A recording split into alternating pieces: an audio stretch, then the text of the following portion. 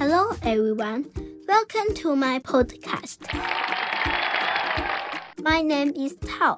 Today I want to tell you about a special food from Guangdong, China. It is called aici. Yummy, yummy. It is soft, green, and very yummy.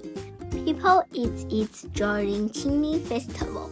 A long time ago, people believed that eating aici could keep them healthy and bring good luck. Do you want to know how to make it? Let's find out. Aici is made with mugwort leaves, sticky rice flour, and sweet fillings. Here's how to make it. Step 1. Take fresh mugwort leaves. They have a very special scent. Wash them and boil them in water. Then crush them into a green paste. Step 2. Make the dough. Mix sticky rice flour with the mugwort paste. Add some warm water and knead the dough until it is soft. Step 3. Prepare the filling.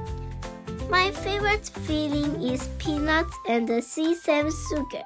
Some people also use red bean paste, minced meat, or shredded radish. Step 4. Shape and steam. Take a small pieces of dough.